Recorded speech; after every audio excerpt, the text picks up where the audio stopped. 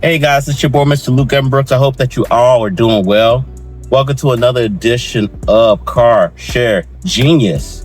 If you're new to the channel, make sure that you go ahead and subscribe. This is where I'm going to lay you down with all the information when it comes to Turo car rentals and how to scale your fleet the right way. So I'm about to go ahead and pay my rent out here in Bahrain. I want to go ahead and knock that out. But I do want to talk about the latest and greatest incident that happened to me. And I'm going to educate you on this part. I'm going to educate you on the things that you should avoid, things that I wish I should have done from the get-go, and how to prevent yourself from getting caught up in some of this nonsense that I got myself into. And again, it's just lessons learned, right? Because I never had this happen to me before. I had a guest who was renting for me for 2 months. He rented through me for 2 months. And no issues. He went through various cars. He went through my Ford Edge, I think my Ford Fusion, and finally my Dodge Charger. And he was paying a week at a time.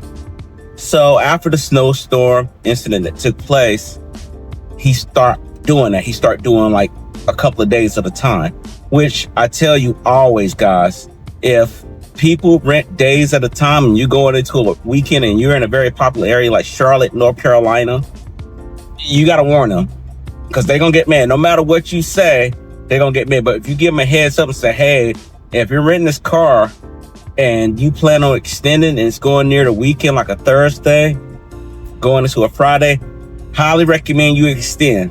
You can always extend and go back and say, I don't want the car that long. But once the car is rented out, there's nothing that you can do. So at that point, that's what happened.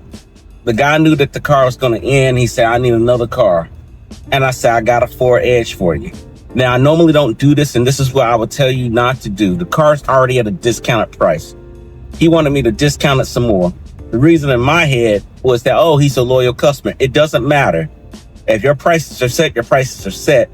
At the end of the day, this guy was doing deliveries, right? Door dashing, Uber, things like that. That's wear and tear on your vehicle.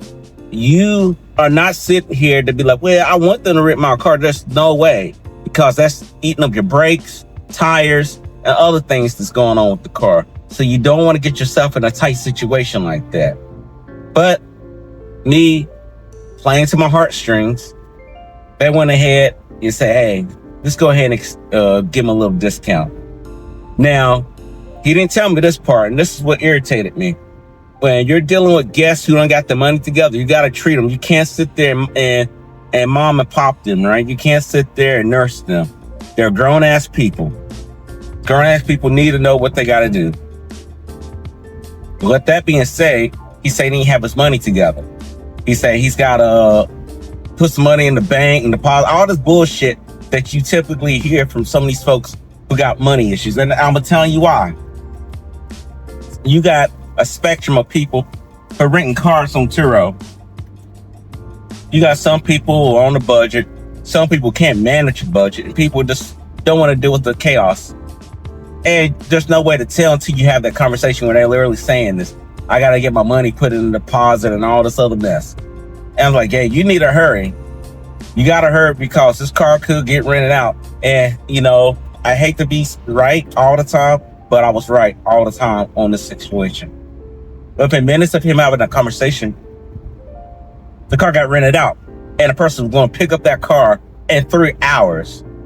So I say, go ahead and tell Turo you're going to extend. You got to bring the car back by 10 o'clock p.m. That should give you enough time to figure out how you're going to do this. At the end of the day, he was saying he didn't have any money to go get an Uber. He's driving all the way from Gastonia to North Carolina. He didn't have I'll say that. He's driving from Gastonia all the way back into Charlotte, North Carolina, which is about a 20 to 30 minute trip. Now you take an Uber, where it's not really Ubers out there, that's going to cost you easily $50. And it was just a bad setup.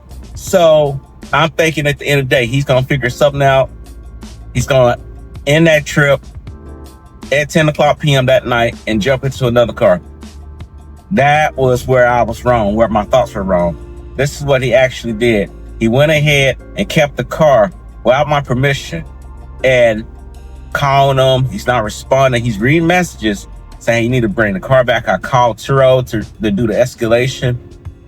But I say, just give us some more time. What happened as a result of that is that he had to we ended up getting the car repossessed. Had to call Turo. They trust and safety team came in and basically got that vehicle back for me.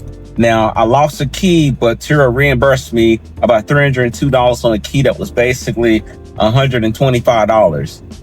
And then we're still dealing with wheel damage. You'll see some photos that I'm going to prop up on here, but we're going to get a new wheel.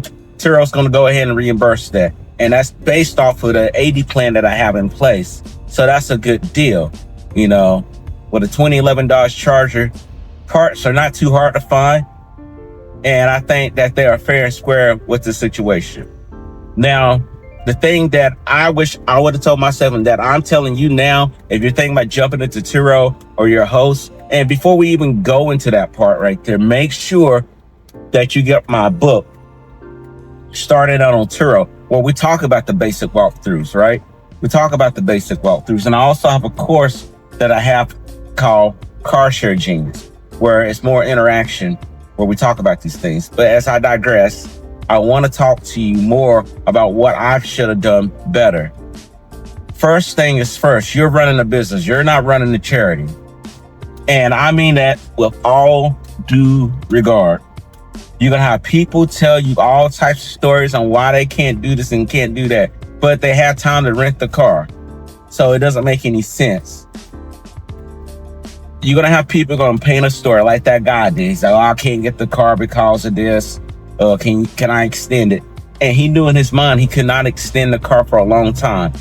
He could not do that for a long time because at the end of the day, he was trying to keep running the car until someone says something. And the longer you allow a guest who is overdue with the vehicle to have that freeway, they start getting more bolder.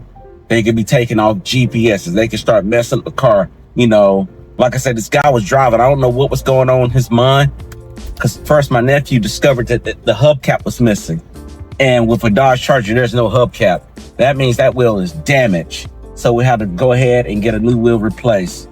And then on top of that, keys are missing. And the good thing is that he knew that the car was going to be repossessed, I believe, because Turo will call.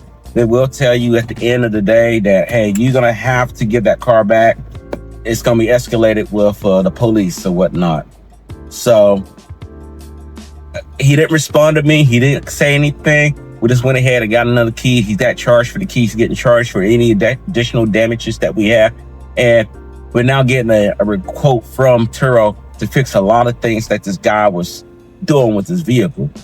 The car still runs, and you don't want to get afraid of that. But I think coming from off the cup, when they say I need a discount, I should have said, no, the car's already discounted. If you cannot afford a car, then sorry, you need to go find someone else, because you got to pay people. You got to fix the cars. You got to make sure all this stuff together. You giving discounts when there's already a discount in place is not your responsibility. Hell, you don't have to give discounts if you sell them at the right price if you want to, but you have people trying to push and shove and whatnot. And even though we did that, he was like, oh, I'm $7 short. Like, I'm going to go back and discount it some more. So I'm not doing anything else. The second thing is that you want to make sure when you're dealing with guests who are running around and they doing a lot of door dashing, Ubers, and you can tell by the GPS, you need to bump the price up near the end of the time, because that's the wear and tear on your car. If they're doing wear and tear on your car, then you okay with it, go for it. But if you know you got to replace tires, you got to do all these things, edge wear, oil, fluids, all the stuff burns more than an average renter. Bump your price up. You don't got to go all the way up $20, $30 or whatnot, but you need to turn it up, because if they're doing it the first time, they're doing it the second time. Okay, now you know that these guys are doing it. I had one guy literally with my Nissan Sentra drive my car for 48 hours, nearly non-stop. He might have slept for maybe a total of 4 hours out of those 2 days. So be smart about that. My other thing that I would say to you if you was to do this with Turo, let them know how you feel about this. Don't go around being silent, because they would typically mark your car. And what's that mean? They will mark your car if you say, I don't feel comfortable having my car being used for commercial use. They can mark your car. Now, you might say this. What do they do about people who are not honest? They thinking, oh, this is a typical commuter. They can note that account. It's not much else. If they don't damage your car, you're good. But if they come back with cars being messed up or whatnot, you got to hit them in the head. And I will also say this too. Even with us having a low season back in January, because it's got been rented since December. Once February kicked in, that's when prices should have went up more. We got cars now being constantly rented. I have cars that won't sit down for 24 hours. And I show you this and much, much more in my course, Car Share Genius. Those, again, guys, I can't stress upon that enough. This stuff right here, because this is just a minor thing. This is something new for me, because I never had a car taken away. And I've been doing this for almost 4 years with Turo. With that being said, this is fundamental. A lot of people get scared. Like when I told my family about this, oh, aren't you scared? Aren't you worried? I could be doing a lot of things that's not going to help me.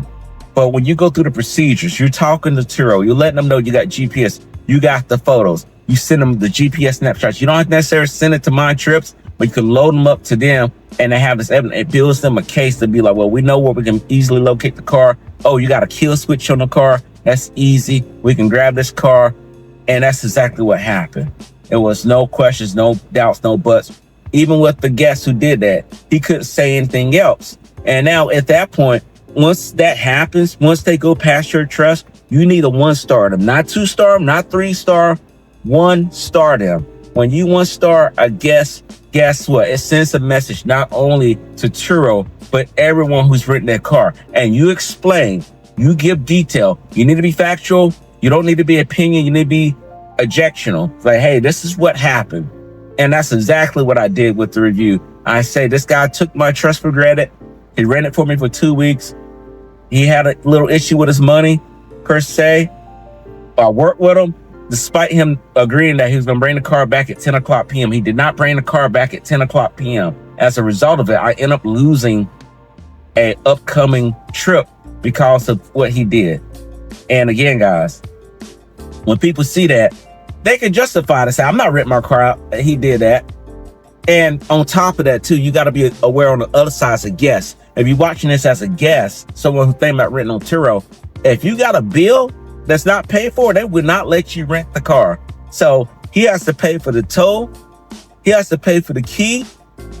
He has to pay for the body work that's done on the car. So the wheel, anything that Turo say, hey, we're going to fix for you, he has to pay for all that. Turo going to go ahead and give you the money up front, but he's on the hook for that. So he may not even ever have that. If you have money issues now, you got money issues even greater with that.